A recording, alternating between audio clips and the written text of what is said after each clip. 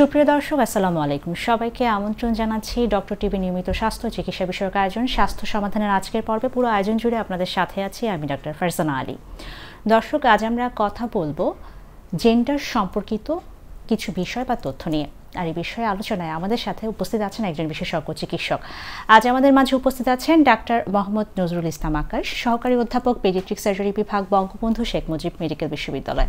Sir, আমন্ত্রণ জানাচ্ছি আমাদের আজকের পর্বে। কেমন আছেন? আলহামদুলিল্লাহ, ভালো আছি। তুমি কেমন আছো? স্যার, আমিও ভালো আছি এবং আপনাকে অসংখ্য ধন্যবাদ আপনার ব্যস্ততম সময় থেকে আমাদের দেওয়ার জন্য। সবাইকে আমার পক্ষ থেকেও ধন্যবাদ জানাচ্ছি যারা আজকের অনুষ্ঠান দেখবেন এবং দেখছেন। সবাইকে আমার পক্ষ থেকে শুভেচ্ছা জানাচ্ছি। স্যার, শুরুতেই বলছিলাম যে জেন্ডার সম্পর্কিত বিভিন্ন তথ্য, যে এই যে লিঙ্গ বিকাশজনিত ত্রুটি, এই সমস্যাগুলো হওয়ার পেছনে কি কোনো কারণ আছে কিনা, বা পরিবেশগত বা জন্মগত কোনো সমস্যা আছে কিনা, বা কারণ পরিলক্ষিত দেখা যায় কিনা? ডিসঅর্ডার অফ সেক্স ডেভেলপমেন্ট যেটা, এটা তো হচ্ছে কিছু তো কারণ আছেই।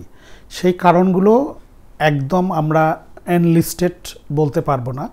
তবে দেখা যাচ্ছে যে বাচ্চা যখন ফার্টিলাইজেশন হয়, ফার্টিলাইজেশনের সময় যে অর্গানোজেনেসিসের যে প্রক্রিয়াগুলো, অর্থাৎ বাচ্চার যে বিভিন্ন অঙ্গ প্রত্যঙ্গ যখন তৈরি হয়, তখন বিভিন্ন ধরনের বাইরের যদি কোনো প্রভাব থাকে, বিশেষ করে হরমোনের প্রভাবের জন্য, অথবা যেই ইনিশিয়েটিভগুলো জন্য ডেভেলপমেন্ট হয় সেগুলো যদি কম থাকে অথবা বেশি হয়, যেটা হওয়ার কথা সেটা হয় নাই কিন্তু উল্টোটা হয়েছে।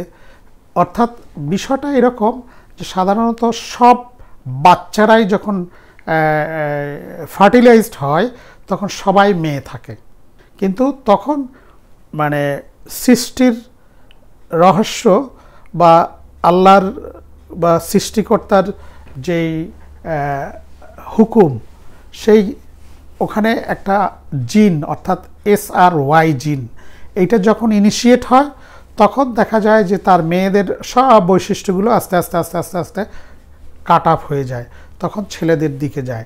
আর যদি SRY জিনটা স্টিমুলেট না হয়, ইনিশিয়েট না করে, তখন দেখা যায় যে সে মেয়ে হিসাবে পরিপূর্ণতা পায় এবং তার সব অর্গানগুলো ঠিকঠাক মতো ডেভেলপ। এখন এই ডেভেলপমেন্টের বিভিন্ন রাস্তা আছে, মানে ওয়ে আছে।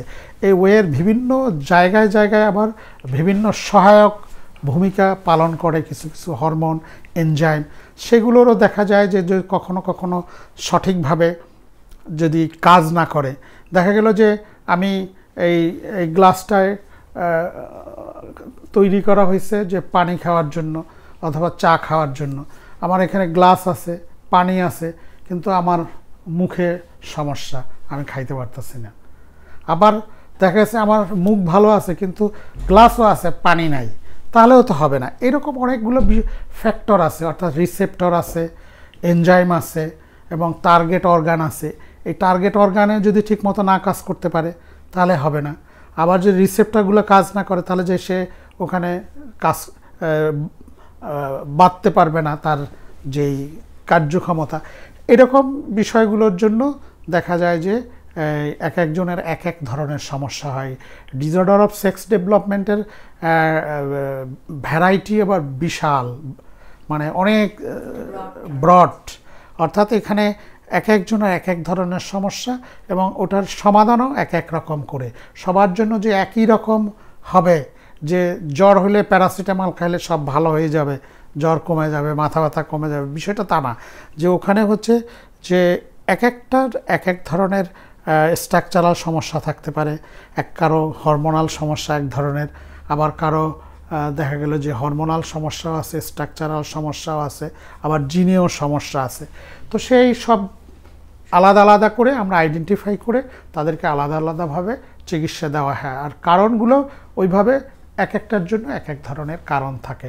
তবে অনেক সময় মায়েরা যখন, যে সমস্ত মায়েদের সাধারণত বাচ্চা কাচ্চা হয় না, তারা যখন বাচ্চা হওয়ার জন্য বিভিন্ন হরমোন নিয়ে থাকে, তাদের ক্ষেত্রেও এই সমস্ত সমস্যাটা একটু বেশি হয় বলে আমাদের কাছে কিছু জরিপ আছে।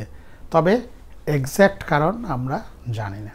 অসংখ্য ধন্যবাদ স্যার। আমরা যেটা বুঝলাম যে এই যে লিঙ্গ বিকাশজনিত ত্রুটিগুলো নিয়ে আমরা জানছিলাম এবং আপনি যে পরামর্শগুলো বা তথ্যগুলো দিচ্ছিলেন, সেক্ষেত্রে আমরা কিন্তু জানলাম যে রোগীগুলো যখন আসেন আপনাদের কাছে, এক একটা রোগীর হরমোনজনিত বা শারীরিক সমস্যাজনিত বিষয়গুলো আলাদা আলাদা করে আপনারা সেইভাবে রোগীদেরকে চিকিৎসা দিয়ে থাকেন বা কাউন্সিলিংটা করে থাকেন।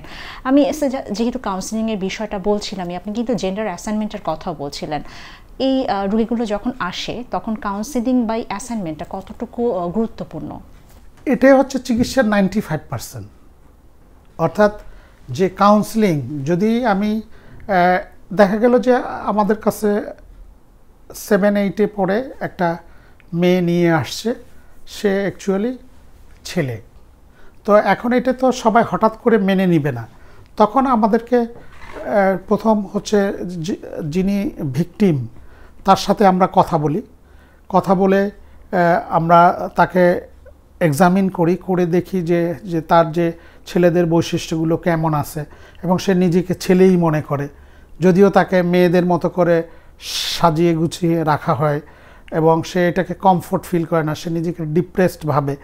হ্যাঁ, এবং তার সাথে কথা বলার পরে তার বাবা মার সাথে কথা বলি, তারপরে তাদের সাথে একত্রে কথা বলি, তখন তারা জিনিসটা বুঝে এবং আমরা তাদেরকে আশ্বস্ত করি যে এরকম সমস্যা সমাজে আছে এবং এইটা আপনাদের কারোই ভুল না বা কারো দোষ না, এটা একটা চলমান প্রক্রিয়া হয়ে আসছে। আমরা এখান থেকে বের হওয়ার জন্য এই পদ্ধতিতে আমরা তাদের সাথে কথা বলি, কথা বলার পরে তারা নিজেরাও অ্যাগ্রি করে এবং সাথে সাথে আমরা তাদেরকে বিভিন্ন পরীক্ষা নিরীক্ষা, বিশেষ করে মানে ক্যারিওটাইপিক অর্থাৎ জেনেটিক টেস্ট করে আমরা দেখিয়ে দিই যে ও হচ্ছে 46XY অথবা 46XX, অর্থাৎ ছেলেদের হইলে এইটা থাকে, মেয়েদের এইটা থাকে। তারপরে আমরা দেখাই দিই যে তার অন্ডকোষের যেই অন্ডথলিতে অন্ডকোষ থাকার কথা সেটা আছে, মনে হয় যে এটা ল্যাবিয়া মেজরার মতো, কিন্তু ভিতরে দুইটা পিণ্ড পুরুষের আছে। আবার দেখা যায় যে পেরিনিয়ামের ছিদ্র একটা, আবার কারো কারো ক্ষেত্রে যে যার মেয়ে হইলে ডিফারেন্ট। তো এগুলো দেখে ওরা তখন বুঝতে চেষ্টা করে এবং দেখা যায় যে আমরা আল্ট্রাসাউন্ড করে দেখাই যে তার তো মেয়ে হিসাবে বড় করলে কোনো লাভ নাই, তার তো ইউটারাস ওভারি নাই। তখন তারা এটা বুঝতে পারে, তখন তাহলে কি করতে হবে, তখন আমরা তাদেরকে স্টেপ বাই স্টেপ বলি যে ফার্স্টে হচ্ছে একে রোল প্লে করতে হবে। দেখা যায় অনেক সময় যে গ্রামে নিয়ে যাব হঠাৎ করে, কে কী মনে করে, আমরা বলি যে ঠিক আছে তাহলে মামা বাড়ি, দাদা বাড়ি, নানা বাড়ি অথবা এরকম কেউ থাকলে, অথবা শহরে এসে 1 মাস ওকে আগে ওর চুলগুলো স্বাভাবিক করো, জামা কাপড় চেঞ্জ করো। ও নিজেও তো তার এনভায়রনমেন্টে হঠাৎ করে একটু সমস্যায় পড়ে, সেটা আস্তে আস্তে আর নিজের সেই যে এক ধরনের পরিবর্তনটা সে হঠাৎ করে করতে পারে না, এটা একটা টাইম নিতে হয়। 3 মাস 6 মাস গেলে সে নিজেকে তখন মেয়ে অথবা ছেলে হিসাবে সে নিজেকে ফিল করলে হয় কি, এর সাথে যদি তার হরমোনের কোনো ঘাটতি থাকে সেগুলো আমরা তাকে দিলে আরও এটাকে বিকাশ ঘটে, মোর প্রমিনেন্ট হয়। এইভাবে করে আমরা কাউন্সিলিং করি এবং কাউন্সিলিংয়ের যে স্টেপগুলো সেগুলো আমরা এইভাবেই করি এবং পরে বলি যে এই পরে আমরা সার্জারি করব, সার্জারি করলে ও ছেলেদের যা বৈশিষ্ট্য অথবা মেয়েদের মতো করে ওর দেখা যাবে যে মাসিক হচ্ছে অথবা ছেলেদের সব কিছুই ঠিক আছে এবং পরবর্তীতে তারা বিয়ে শাদী করতে পারবে। বাচ্চা কাচ্চা হবে কি হবে না সব ক্ষেত্রে বলা যাবে না, তবে বেশিরভাগ ক্ষেত্রেই যদি তার অন্য অন্য সমস্যা না থাকে তাহলে বাচ্চা কাচ্চা হইতে পারে। আর তখন তারা খুব মানে আবেগী হয়ে যায় এবং তারা আমরা যেটা বলি সেটাই করতে চায়। তো তারপর আমরা তাদেরকেই ফ্রিডম দেই যে আপনাদের মতো করেই আপনারা সিদ্ধান্ত নিয়ে আসেন, আপনাদের আরও যদি মুরব্বি থাকে বা যাদেরকে নিলে আপনাদের সুবিধা হয় তাদের সাথে পরামর্শ করেন, তারপরে করেন। এইভাবে করে আর কি একদম সবসময় একই রকম না যে করতে হবে তা না, যাদের সাথে যেভাবে দরকার আমরা সেভাবেই করি, কিন্তু তাদেরকে তাদের যেই চাওয়াটা এটাকে আমরা প্রায়োরিটি দিই এবং বাস্তবে যা আমরা সেইটাই ঘটাতে চেষ্টা করি।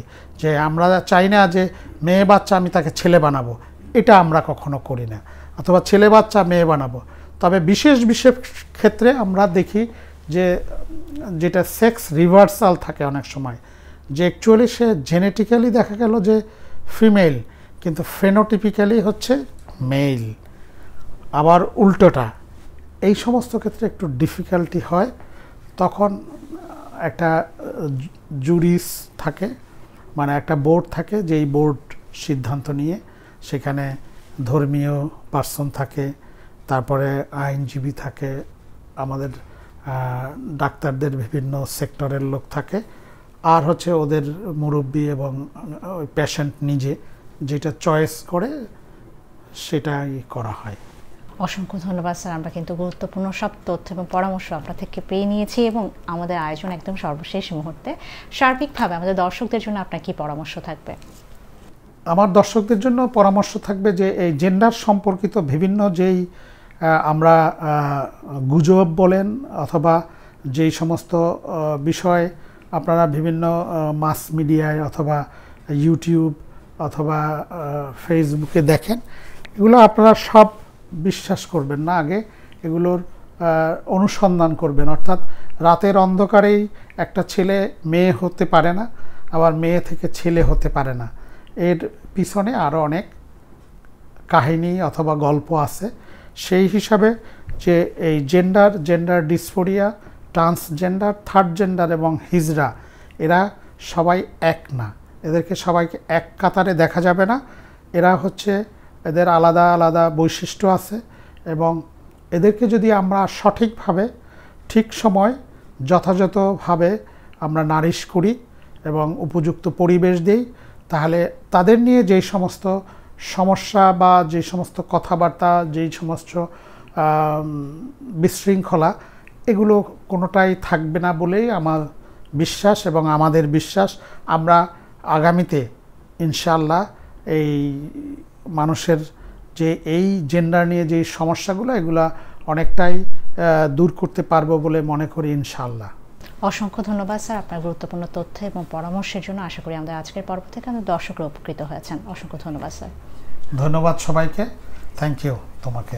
দর্শক, কথা বলছিলাম জেন্ডার সম্পর্কিত বিভিন্ন তথ্য নিয়ে। আশা করি আজকের পর্ব থেকে আমাদের বিশেষজ্ঞ চিকিৎসক যে পরামর্শ এবং তথ্য আপনাদেরকে দিয়েছেন, আপনারা আমাদের আজকের পর্ব থেকে উপকৃত হয়েছেন। আপনাদের সবার সুস্বাস্থ্য কামনা করে শেষ করছি ডক্টর টিভি নিয়মিত স্বাস্থ্য বিষয়ক আয়োজন স্বাস্থ্য সমাধানের আজকের পর্ব। সবাই ভালো থাকুন, সুস্থ থাকুন, ডক্টর টিভির সাথেই থাকুন। ধন্যবাদ সবাইকে।